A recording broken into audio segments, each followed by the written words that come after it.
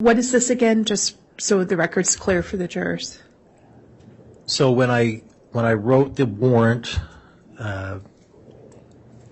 this was an attachment, if you will, to that original warrant of names, numbers, email addresses, and stuff that things that we were able to associate with people who were involved with Lori. Okay. And then you put this in, and it ended up as part of the Google records, and then they gave you a return on the records they have associated with all of this. Correct. Okay. There's some highlights on this sheet. Why are those highlighted? Well, partly because if you look on the right, Melanie Boudreau, Alex Cox, Lori Vallo with 2, Tyler Ryan with 2 different numbers, and then at the lower, these as our investigation continued, there were some phones that we continued to come up that somehow, well, not somehow, but came in association with other numbers and other email accounts. So some of these, for lack of a better word, we attributed to calling burner phones. Okay. What's a burner phone? Well, it's a phone that you can go to, say, Walmart, Target, whatever, and you can. It's like a pay phone. You just pay as you go type phone, and it's sometimes it's really limited in use. It's a, if you will, in drug work, it's a common phone that is used by people distributing illegal drugs, so they can't have their number changed or number tracked and so forth. So we call them burner or drop phones. Okay. And so some of the numbers on this list that Google returned documents on were things that law enforcement calls a burner phone, but it had attributed to either Chad or Lori or Melanie Boudreau or Alex Cox. Yeah, a lot of times when people get these types of phones, they still will access, say, Google accounts or other things that. So these companies keep track, and if you use a device and you log on to, say, one of your common accounts or whatever, they'll associate all of it together, and so they kind of keep a web of everything, so they can associate what you're using and connect it. Whether it's a computer, a cell phone, a tablet, they'll connect it all. So each new device, regardless of what phone number it is, if you log into your Google account or you log into your Outlook account, gets associated at Outlook or at Google, even though the phone number is different. Yes, it'll connect. Okay. And so this request that was served on, this was the Google list, one of the Google list. All these numbers were numbers that you requested and had associated with some of the people involved in this case and got returns from and data from Google. That's correct. All right.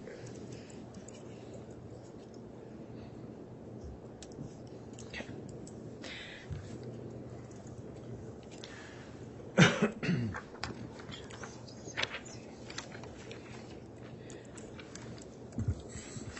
Now, on that list, there was, let me put that back up there, I changed my mind. Homer J. Maximus, whose email was that? So when we received the return, as I before mentioned, usually you have to put a subscriber, your name or phone number, things that, anyway. Homer J. Maximus, when we got the return, came back to Alex Cox. And did the return on the Homer J. Maximus account also include various types of data associated with Homer J. Maximus? Yes. Including location data? Yes. Including messaging data? Yes. Okay. Emails? Yes. Search history? Yes. Okay. And a lot of that data you shared with other agencies, including FBI analysts? Correct. And the CAST unit? The CAST unit, yes. What's CAST? What is that group? It's the acronym, I hope I get this right, Cellular Analysis Systems Team. Okay. Their job is to drill down and look at this data as well. So they have usually specific data that they're looking for locations. Okay. And you mentioned earlier doing a different warrant for specific location data on the property. Was it to aid that same team? Yes, it was. Okay. Now, did you also receive a return on the Lori for Style at iCloud.com? Yes. Okay. And was that data not only reviewed by your team, but other analysts for review? Yes. Okay. What about Lowry Time Forever at Gmail? Yes. That one was also received and gone through. Okay. And you went through Lowry Time Forever as well? I did. Okay. And we can circle back to that in a minute. Did you also look at the chad.daybell at gmail.com that was on that list? Yes. Okay. Did you get a chance to look at that chad.daybell at gmail.com, and was it associated with Chad Daybell involved in this situation? Yes, the username associated with it was Chad Daybell. Did you have a chance to look at Chad Daybell's search history? Yes. Okay. And why would you look at someone's search history? Well, to get clues on, like I said, we're looking for children, whether they were looking for hotels or plane reservations or anything that would help us try and locate these children. Okay. Your Honor, may I hand the witness, or have the witness handed State's Exhibit 157, which is a thumb drive he prepared? Yes.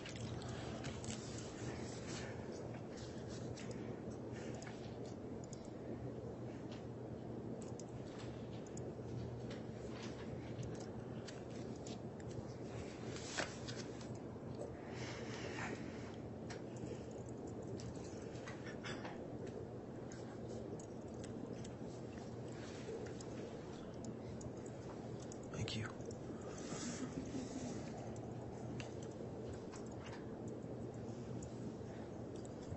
Did you get a chance to look at that, Sergeant? I have. Okay. What is it? It's a USB thumb drive. Okay. What is on that thumb drive? That would be, in part, some of Chad's, from the chad.daybell search history. Okay. And did you prepare that and look at it before coming into court today? Yes. Okay. And is it true and accurate of the Google search history portions for September 8th and 9th and surrounding dates for Chad Daybell search history associated with chad.daybell at gmail.com? Yes. Okay. Move for the admission for State's Exhibit 157. Any objection? You may. Can you please pull out Exhibit 157 for me? You said it's a thumb drive? Yeah. Yes. Okay. And how is it that you identified that thumb drive as the thumb drive that is what it purports to be? Because prior to coming in here, I viewed this thumb drive. And what happened to the envelope in the thumb drive? What happened to the envelope in the thumb drive? Where did you give it back to somebody? Yes. Who'd you give it to? I gave it back to the prosecution. All right. And did you put your name on the thumb drive to make sure that was the same thumb drive that was given to you? No. I mean, it's a white thumb drive, right? Correct. How is it that you're positive that this is the white thumb drive that you had? Well, the writing appears to be the same as on State's Exhibit 157. The writing appears to be the same? The number 157 on the exhibit appears to be the same as what I looked at earlier. You took specific notice of how the handwriting was on 157 when you looked at the thumb drive? Well, it appears to be the same. The same as what? The same lettering, the same numbers. 157? Correct. Okay. And that's how you're identifying that as being the specific thumb drive that you reviewed? That's correct. And you don't know if it's been altered or changed since the time that you viewed what you believe to be is Exhibit 157? I haven't viewed it since I viewed it downstairs. All right. And I'm going to object based on the fact that I don't think that he has personal knowledge of what is actually on this drive. May I ask a quick question, Your Honor? You may. You had previously prepared that for another proceeding, correct? Correct. And in that previous proceeding, it had a State's Exhibit number 80 on it, didn't Correct. it? Yes. Okay. Can you see the previous exhibit sticker sticking underneath of it? I can. And does that say Exhibit 80 on that as well? Yes. And we just put a new exhibit sticker on top of it for this trial. That's right. Move for the admission of State's Exhibit 157. All right. Well, on this exhibit, on this particular exhibit, the thumb drive contains information which the detective has laid a foundation for, and through previously admitted other documents would be able to be part of the evidence of the case. So I wouldn't sustain an objection there. Because of the objection raised, I'll provisionally admit the exhibit, and then I'll just instruct the witness that if what you're being shown differs in any way from the data that you believe would be on this disk, or thumb drive, in other words, if it's not the same data you think's on that disk, then you're advised to notify the court or counsel that we don't have the correct thumb drive. Other than that, really the evidence is what's contained in the digital file on the drive. So I'll allow for the witness to be able to view the file that's on the drive, and if it's not what you think it is, then advise the court or counsel. So with that, the objection's overruled. Sergeant, you looked at that. You double-checked it this morning, right? I did. Okay. And it's part of the Google records that have previously been admitted in State's Exhibit 107? Yes. All right. So just to talk to us about it, did you look at Chad Daybell's search history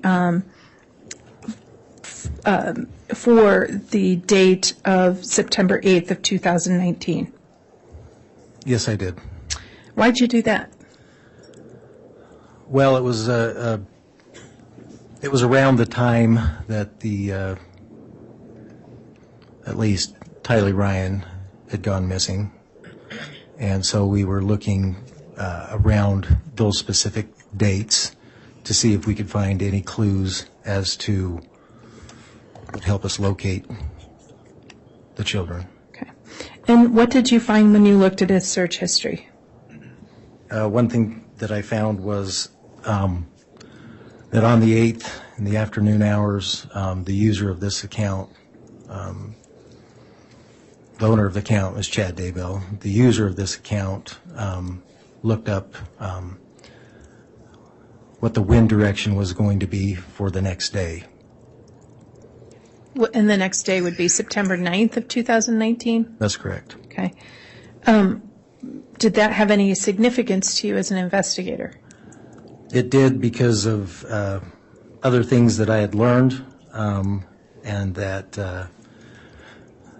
is the day that Chad Daybell had said he was going to burn limbs and killed a raccoon in his yard. Okay. And he did a wind search on September 8th. That's right. And the wind search reflected the wind was going to be south-southwest. Now, let's talk about the search warrant you did on January 15th for the Verizon numbers accounts for that you received for Lori and Charles Vallow. Let me, up on your witness stand, I think we did that at the break, is State's Exhibit 127A. Do you recognize that? I do. What is it? This would be the bill that was taken from the P.O. box in Sugar City, containing various numbers, mostly all family members of the Vallow and Cox family. Okay. And that exhibit was attached to your the subpoena you served on Verizon? Yes. Or the grand jury search warrant you returned on, the search warrant you returned on Verizon? Yes, it was an attachment. Okay. And then it came back with their records? Yes. All right. I'd like to display State's Exhibit 127A, which has been admitted as part of 127, Your Honor. All right. Before we do that, Ms. Smith, have you moved on from Exhibit 157? Yes, at this Okay. point, yes. As I understand, the objection that was made in my ruling was dependent on him confirming, on your witness confirming that the file was the same. So I still haven't admitted 157 pending an observation by the witness that in fact the file is correct based on the objection raised. So if you And I took that from the court that we would have him look at that at the break.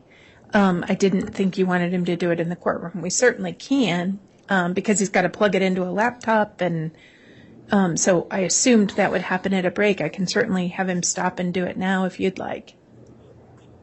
with your laptop there, is he able to just view and confirm that in fact the file is correct? Sure. Why Sure. don't we just take a moment if you can do that, and I'll allow you to approach with your Thank you. laptop. May I approach as well, Judge? You may. Yes, Mr. Thomas.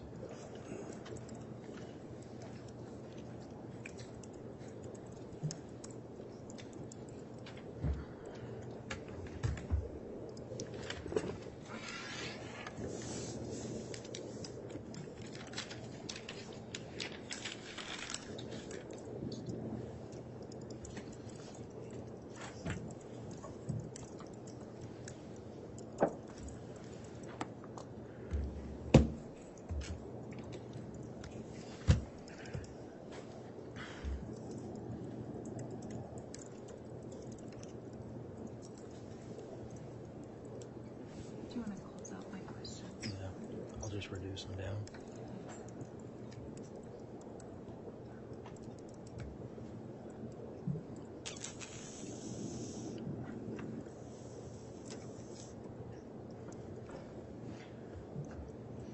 I'll just watch you if you want to. Well, it just usually comes up on that. No, I have that shut down. Oh, okay. Here. I'll put it on the record in a second. So no. That's the one.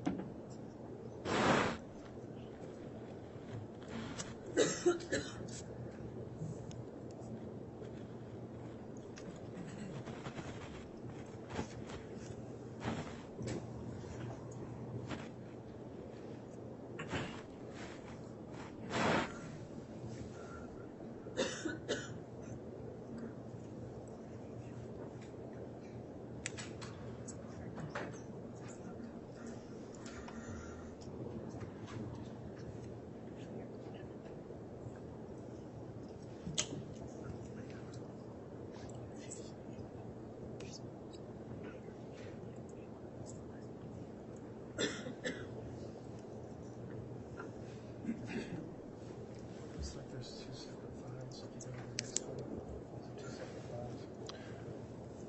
The way Google returns it is it returns the letter they give you.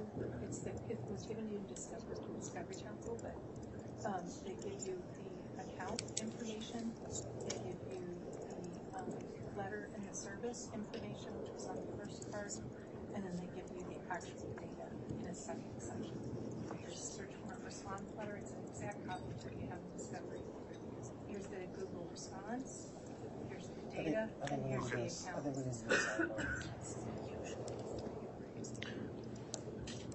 Is that Well, in lieu of a sidebar, let's go ahead and go back on the record, and you can lodge your objection if there is one, Mr. Thomas.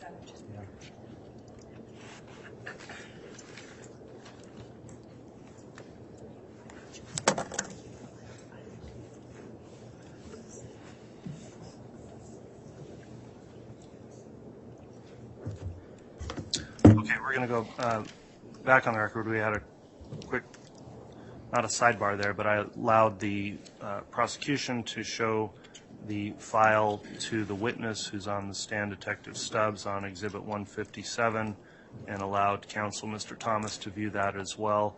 to confirm what is on the jump drive before the jump drive is admitted into evidence. So, Mr. Thomas, were you able to view the contents of that jump drive briefly? I was, Your Honor. Do you have any furthering objection? I do, Your Honor. What's the objection?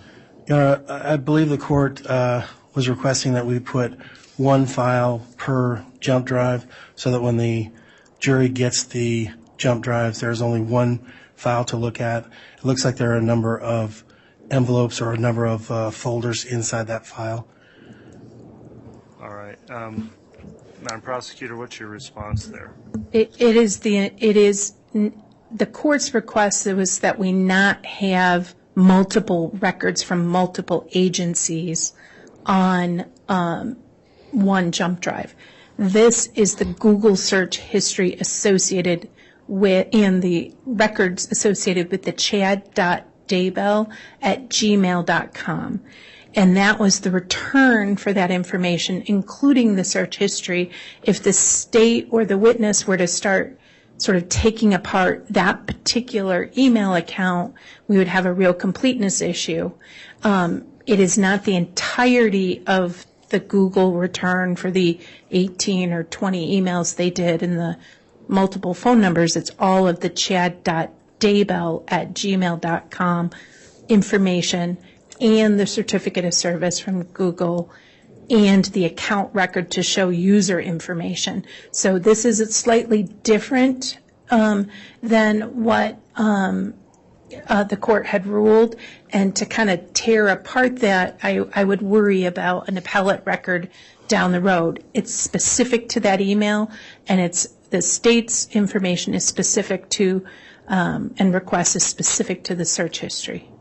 Okay, and before I allow any response from Mr. Thomas, I'll just indicate, so I didn't necessarily have a ruling on exhibits. I did want to have noted in the record before electronic storage devices like jump drives are just given to the jury precisely what's on there, since they will have an opportunity to open those up, and we need to fully disclose the contents of any of those drives.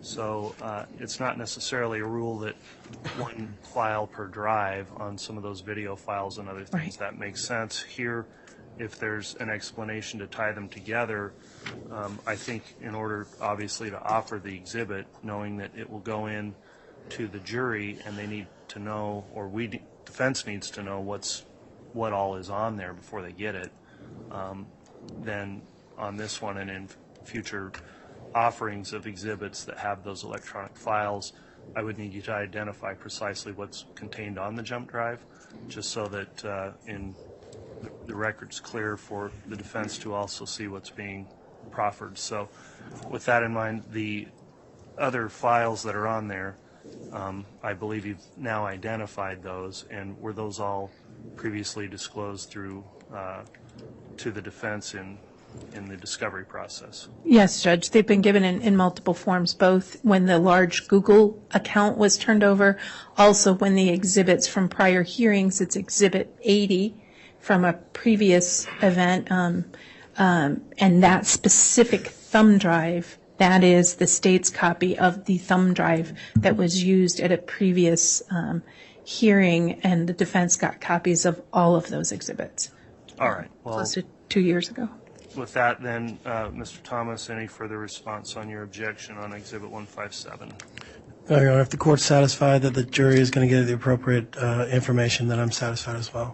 All right. Thank you, Mr. Thomas. So with that, then, Exhibit 157 is admitted. And then, again, if we have data stored on these drives, Ms. Smith or any of the other prosecutors, please just make sure we identify what's on those drives as they get offered.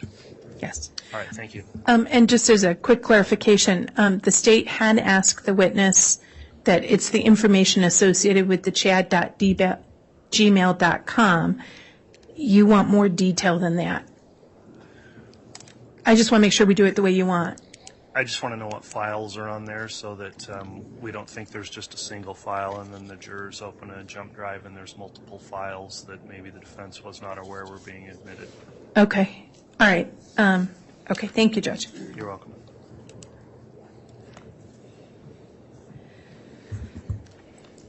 So moving on to State's Exhibit 127, the Verizon account. Have you had a chance to look at State's Exhibit 127A? I have. Okay. And is that a true and accurate listing of the items that you had sent to Verizon, including phone numbers that you requested records for? Yes. Permission to display State's Exhibit 127A, Your Honor? Any objection? No objection, Judge. All right, Exhibit 127A can be published.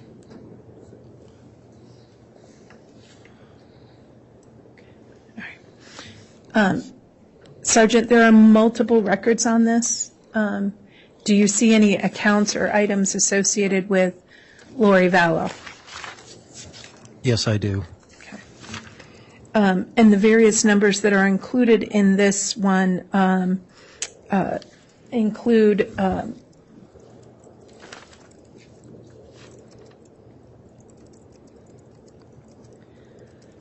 multiple phone numbers for Lori Vallo, correct? Correct. And multiple phone numbers for who else? There were multiple phone numbers for Charles Vallo as well. Okay. And when we received the return on those search warrants, did we receive the information and data associated with those phone numbers? Yes. And was that information and data associated with all those phone numbers in State's Exhibit 127A also supplied to other investigators for analysis? Yes, that is correct. Now, earlier you mentioned that on your review of the Google search warrant that you had looked at the lollytimeforever@gmail account. Do you recall saying that? Yes, I do. Okay. Now, is this one of the accounts that you specifically personally looked at? Yes. Okay. Did you find anything of note in this investigation? Yes. In reviewing the lollytimeforever@gmail.com, this email address was associated with Lori Vallo. Did you look at her search history? Yes. Did you see anything of note around August 25th of 2019? August 5th? 25th. 25th, yes. I thought you said 5th, sorry. August 25th, 2019, the user of this account looked for malachite wedding rings made of malachite.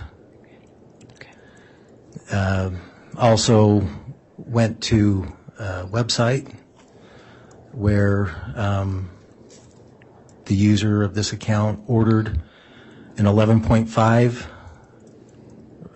size ring and a 4.25 malachite ring for I think the total was $808 and some change. Now, why did this catch your attention? Well, it caught my attention. Number one, Charles had died in July. We had information that Chad and Lori were seeing each other, but yet Chad was still married to his wife Tammy at that time.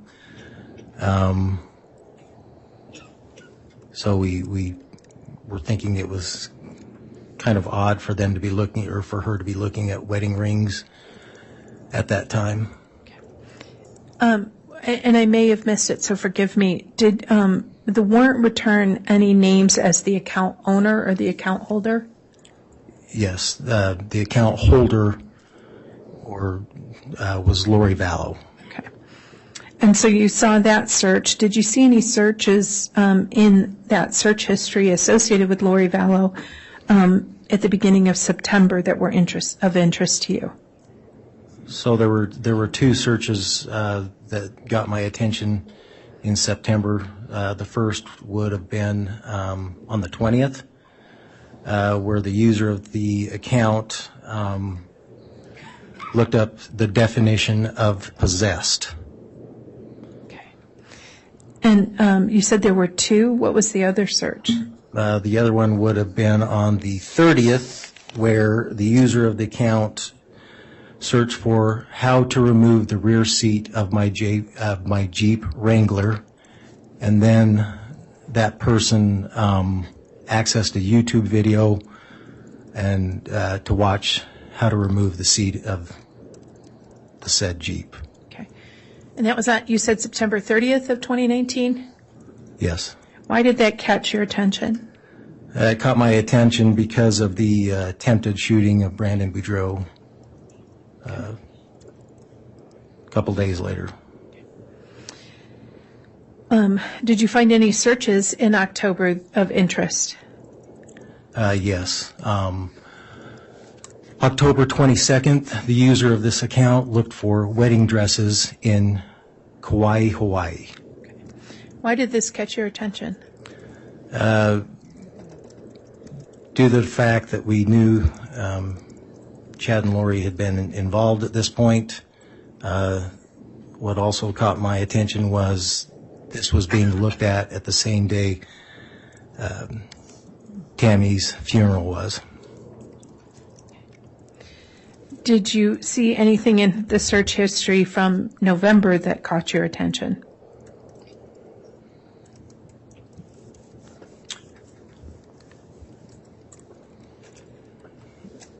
I'm not sure on this particular. Okay. Did you look at any of the account history and search information related to any potential travel plans? Well, there were multiple travel plans. Were there any specific travel plans that caught your attention? Travel to and from Hawaii. Different airlines. Okay. Any other travel within the United States that caught your attention? On November 5th. Okay. What was that? Sorry, I'm drawing a blank on that one. That's okay. Were there searches for any travel at or near on October 9th, 2019?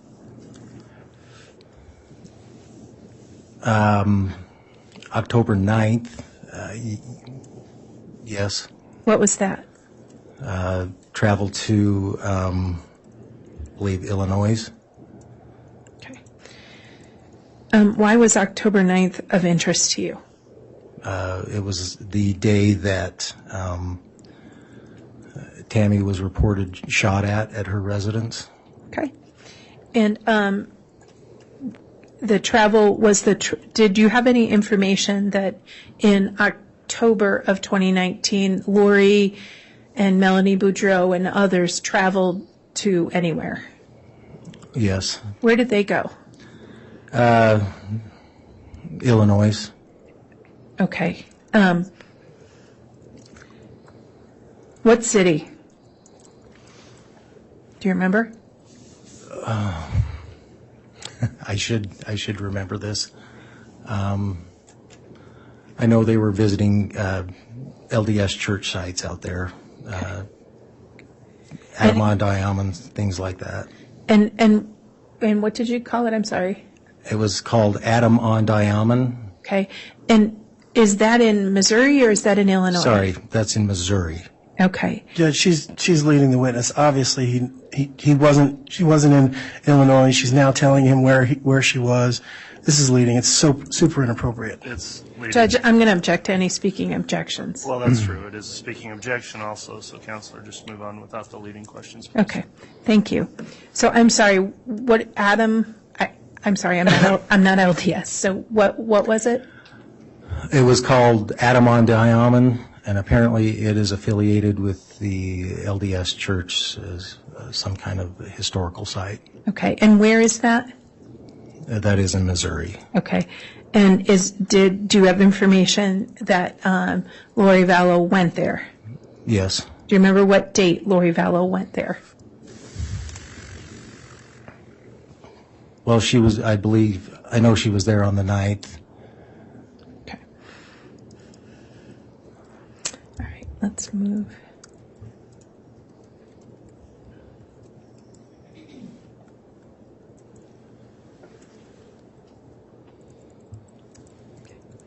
Now, did you also turn over the location data records for both Chad Daybell, Lori Vallo, and Alex Cox to the CAST unit? Are we referring to these particular dates, or? No, any dates. Okay, generally, yes. of moving in. All the returns that I had were given to the CAST unit. Okay. So other than the electronic and data search warrants you did you participate in any other interviews or evidence gathering in this case? Could you maybe reformulate that question? Sure. Other than the electronic and data searches and search warrants you did you participate or did you do any other interviews or evidence gathering in this case? Yes. Okay. In December of 2019, did you go to Springville, Utah? Yes. Okay. Who did you speak with there? I spoke with Tammy's parents and sister and brother-in-law. Why did you guys go there and speak to them? Well, again, this was fairly early on in the investigation, and we were just still looking for clues of where these kids were. And so we were just trying to exhaust every avenue, anyone who would have any knowledge of the kids. Okay. And in January of 2020, did you participate in gathering any evidence related to hotels or motels? Yes. Okay. And did you gather information related to Hampton Inns? Yes. Okay. And those have previously been admitted as business records. And were you able to get records from Hampton's Inn? Yes. Okay. Did you get information from any Motel 6s? Yes. Motel 6 in both Rexburg and Rigby. Okay. And what did those records show? It showed various stays in September and October. Okay. Okay. In Rigby and where? Rexburg. Okay, thank you. Now, were you also able to obtain any copies of Lori Vallow's wedding to Chad Daybell? Yes. Okay. Your Honor, I'd ask that the witness be handed State's Exhibit 61A through 61G. Actually, there should be.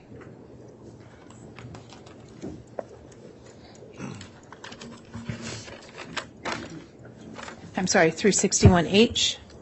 Here you go.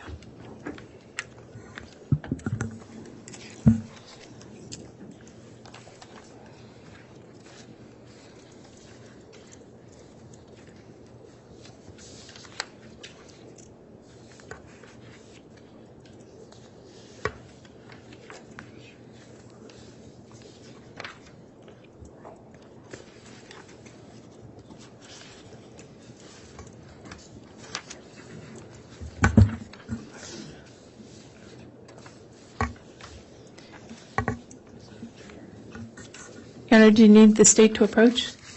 No, we have courtesy copies up through F, but we don't have G and H. Okay, we'll make sure you have them, Judge. Okay.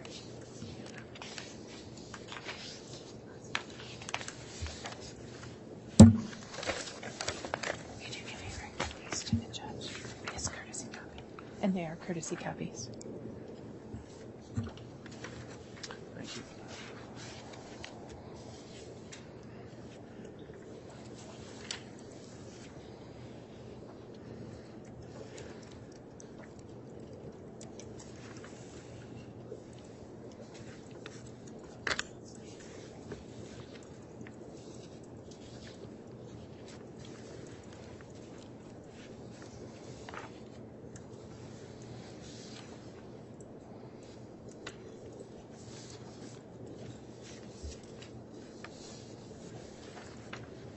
You can proceed.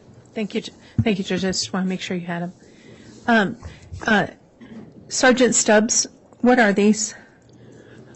These are pictures, if you will, hard copy pictures of digital pictures taken off of a PNY USB flash drive. Okay. And these are specific pictures of what?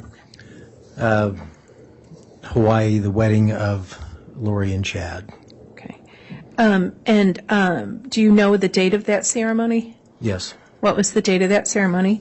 November 5th, 2019. Okay.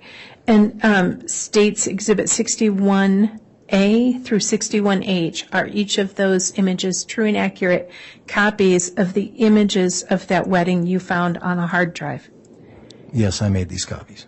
Yes. Move for the admission of States Exhibit 61A to 61H and request permission to publish. Any objection? May I have one here? You may. All right. So it looks like 61 A and H, A through H are photographs of Lori and Chad. Is that correct? A through H? Is that what you're saying? Yeah. Yes. Okay. And how is it that you came in contact with these photographs? So these photographs were found on a flash drive that was seized at the time Lori and Chad were talked to in Hawaii from their vehicle. So it was seized from their vehicle? Correct. Okay. And you were there when they were seized? I was not. Okay. How did you come into contact with these? The digital evidence was packaged, chain of custody, and then returned to us in Rexburg. At that time, a warrant was written for the devices. Okay. And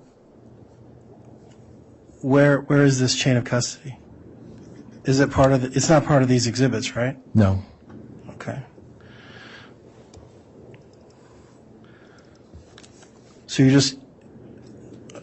you're all objected. Well, you know what? I'm not going to object. Okay. Then Exhibit 61A through H Yes, Judge. are admitted, and they may be published if you'd like.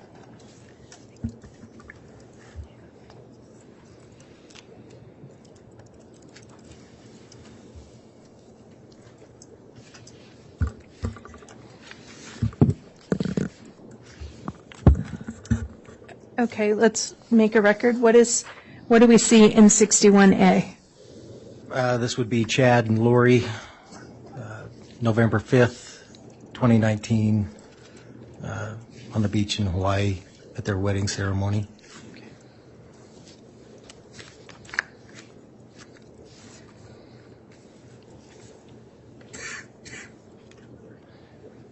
If I may just add, so I don't have to do it on each one, each of these photos was taken with a Canon EOS Mark III camera.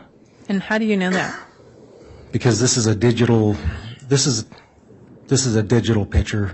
All of our phones, all digital cameras and everything nowadays have what's called XF data that is associated. XF? EXIF? Data, and what it is, it leaves a digital footprint on each of these photos. If you look at the details of the photo when you're looking at it with, say, a computer or forensic software, you'll be able to see date, time, what kind of camera took it, so forth and so on. A lot of times it'll even give you GPS coordinates and so forth and so on. So on the images and that you saw the camera data associated with each of these on the device that you had a search warrant for? That's correct. Okay.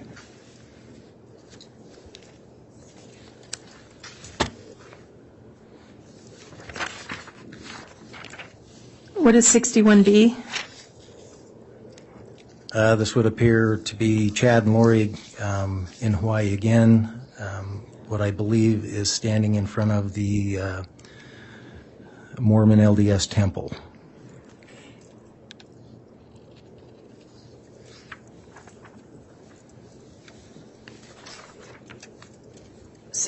C. Again, another picture at their wedding ceremony on the beach in Hawaii. Okay.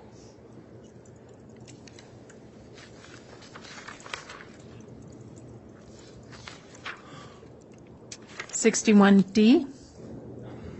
This would be a picture of Chad and Lori's hands.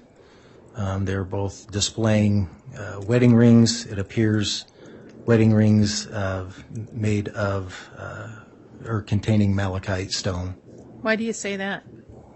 Because of my earlier testimony where she, in August, was looking up wedding rings made of malachite.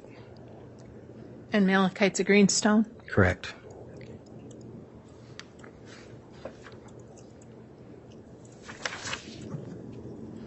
61E. Again, another wedding photo on the beach of the two of them in Hawaii. And in this picture, can you see their hands together and see one of their wedding rings? Yes. Also, you could see that same ring in C as well. This is just a different view of... It's a different view, yes.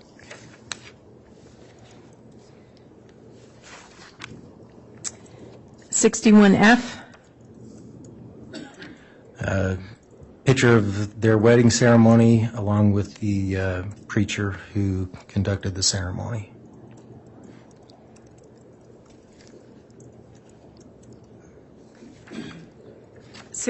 G. Appears sometime during the ceremony, their Lori and Chad's celebration of their marriage.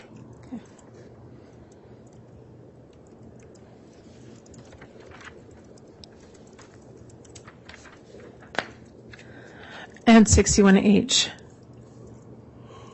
Again,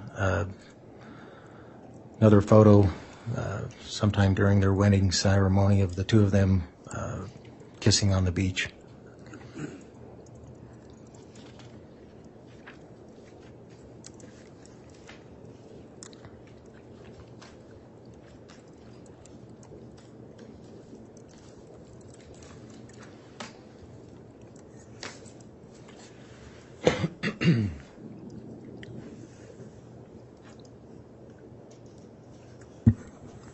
One moment, Your Honor. I think I'm done. Let me check with counsel, if I may. Very well.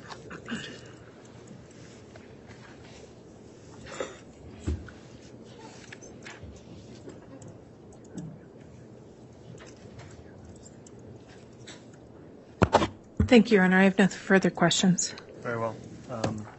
Who will conduct cross-examination? Is that you, Mr. Thomas? I will, Judge. Very well. Is the court wanting to take a break anytime soon, or are we just going to roll through till noon? I think we ought to keep going, given that first break we had. That's all right.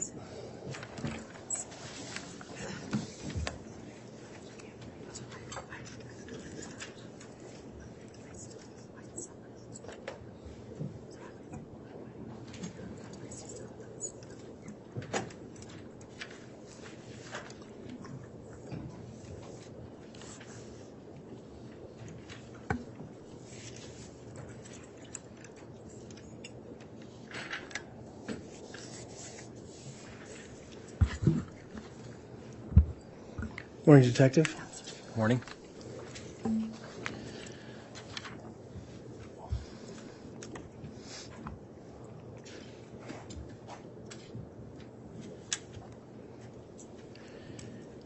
You indicated earlier today that you had multiple trainings in forensic software. Is that correct? That's correct. Can you go through that a little bit for me? When did you? I'm sorry. Go ahead if you want, but I'm going to try to narrow down the question a little bit. Okay, go ahead. Okay. So when did you start your training in forensics as a detective or as a patrolman, or how did that work? A detective. Okay. And when was that?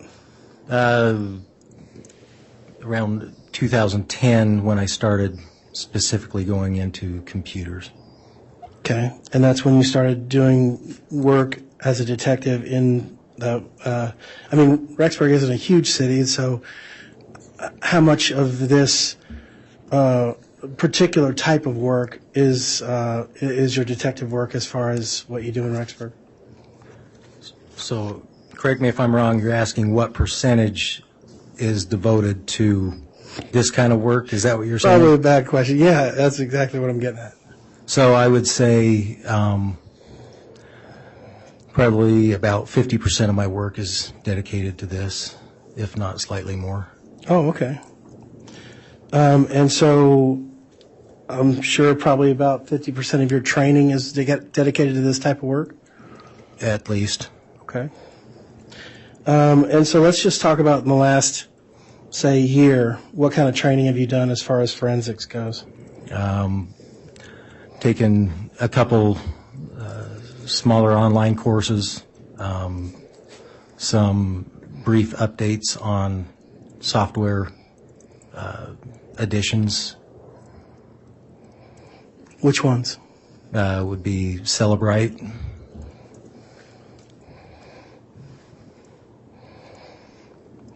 Is that the only one?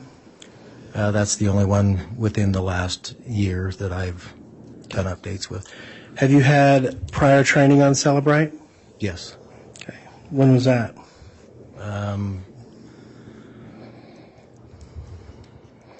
I don't remember exact date when I started using Celebrite, but I have used it and done updates and certifications for several years. What types of certifications do you have in the forensic, cellular, forensic, electronic type of realm here? I've had, well, Celebrite, certified Celebrite operator, CCO, Celebrite certified physical analyst. I've had trainings and certifications in access data, magnet forensics. What's magnet forensics? It's a computer, cell phone software, if you will.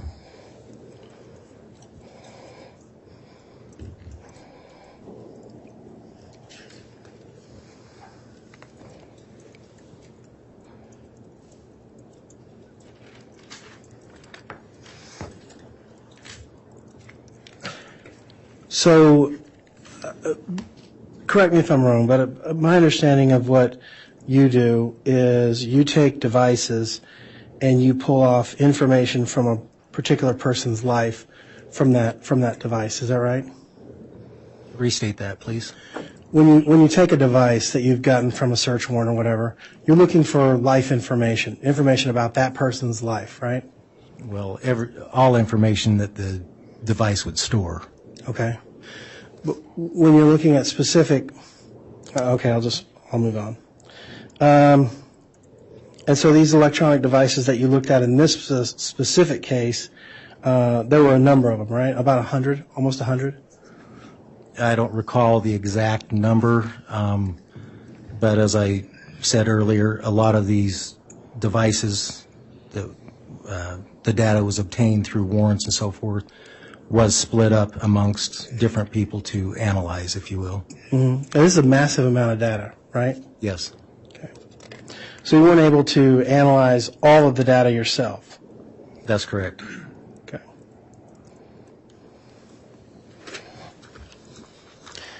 You specifically indicated that on the return of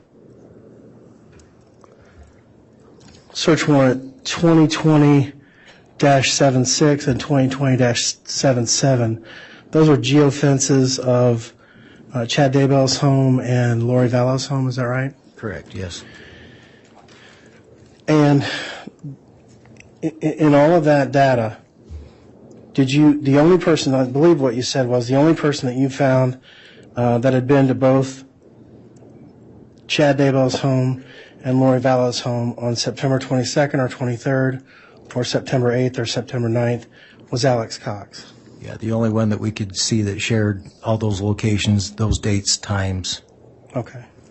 So you couldn't tie Lori Vallo to those locations at those times? Correct. Okay.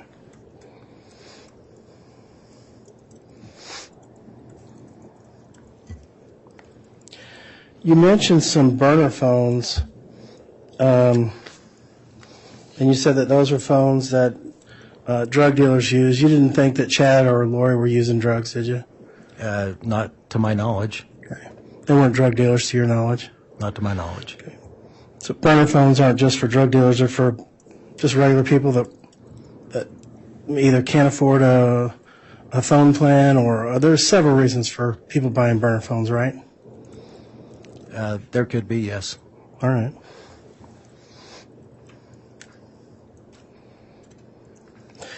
Exhibit 157, we talked a little bit about that being a USB thumb drive that had the Google searches on it. Is that right? Search history? The search history for, who are we talking about? Well, you tell me. You're the one that said adamantly that you knew what 157 was. Okay. Tell me about 157.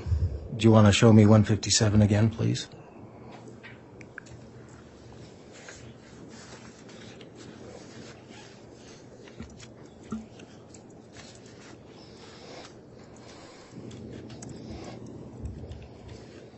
Sorry.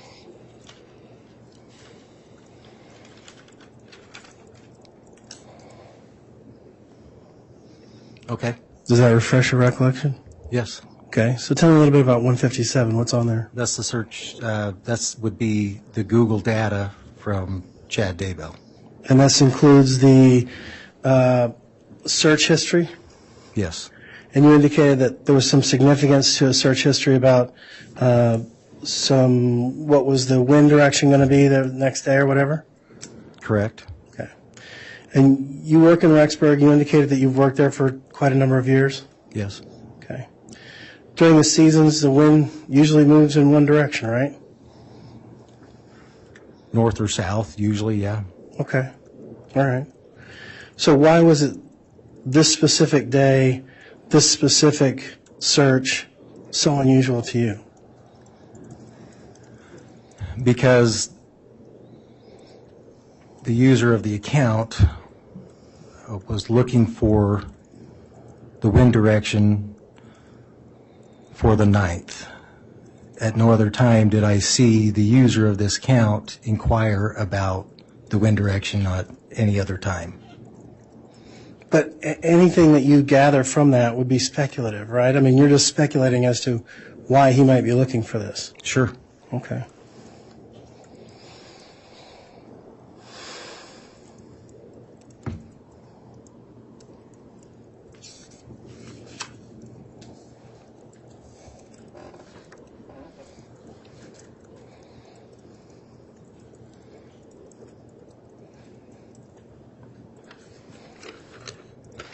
Do you know what size ring Lori Vallo is?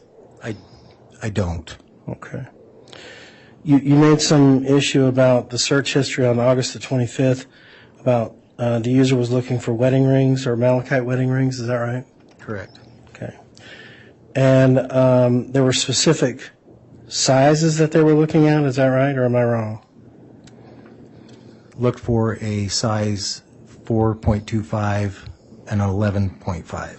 Okay. And you don't happen to know what size ring Chad Daybell wears? I do not. And you don't happen to know what size ring Alex Cox wears? I do not. And you don't happen to know what size ring Zulema Pastinez wears? No. Okay.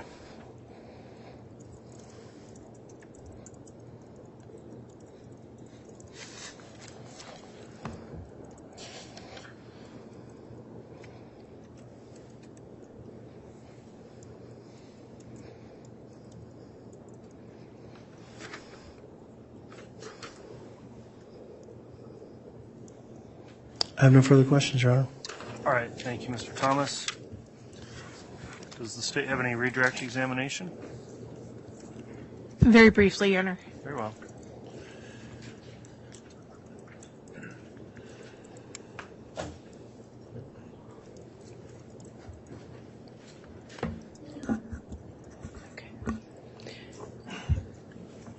Defense counsel asked you about your training and your experience in Rexburg. Are you also part of regional efforts on addressing crimes associated with the Internet? Yes, I am part of the Internet Crimes Against Children Task Force for the state of Idaho. I work closely with the Attorney General's office here in those matters, and also I work closely with the Department of Homeland Security in these type of investigations. So in your work as part of these task force, you do some of the record collection analysis and review for multiple agencies.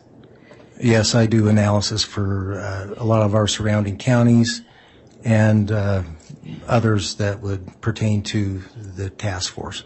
Okay.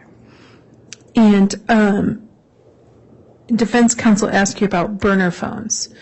Are they commonly used in situations where people are trying to hide their involvement in criminal behavior? Yes. Are they commonly used in situations where people are trying to hide their connection or relationship to people from other people in their lives? In my experience, yes. And in the search history accounts where you saw a search history for malachite and malachite wedding rings, do you remember that search history defense counsel asked you about? Yes. Okay. That was associated with the Lori for Style at Gmail account, correct? Lolly Time Forever. Lolly Time Forever at Gmail. Correct. And the owner at Google of that account was who? Lori Vallow.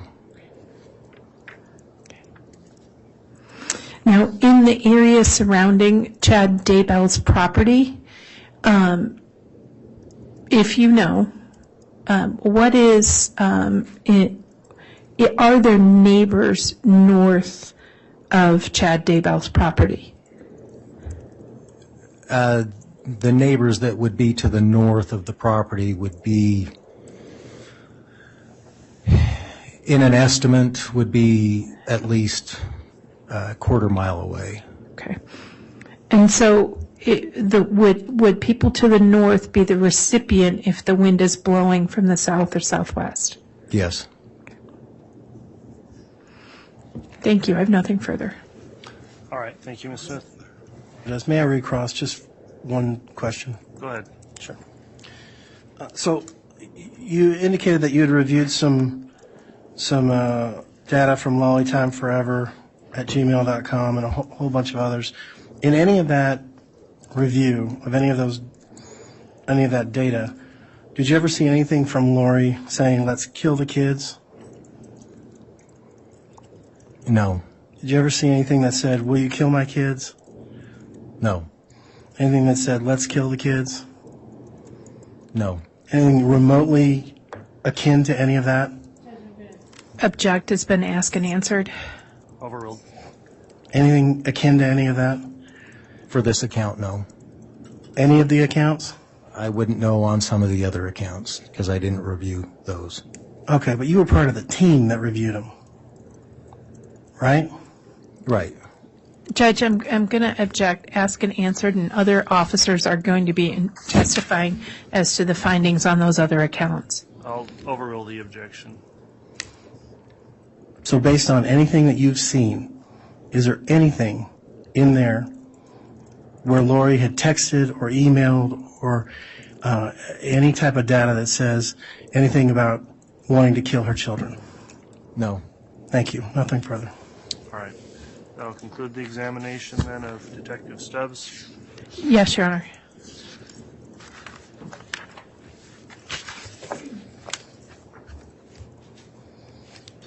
Let me just briefly inquire of the jurors with our morning break. I'm inclined to maybe go a while longer and maybe see if we can take lunch a little earlier than normal. Is that possible?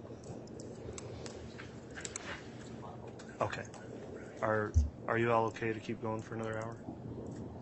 Okay, very well. We'll keep going on then. If the state's got another witness to call after Detective Stubbs, you can go ahead and step down. Is Detective Stubbs going to be recalled in the case? Will the detective be recalled in the case, or can he be excused? He may be. I don't think so, but to be safe, we ought to not excuse him. Okay, Detective Stubbs, then, I don't know if you're here under subpoena. If you are, then you continue to need to comply with the subpoena until you're directed that you're excused in the case. Thank you for your testimony. Thank you.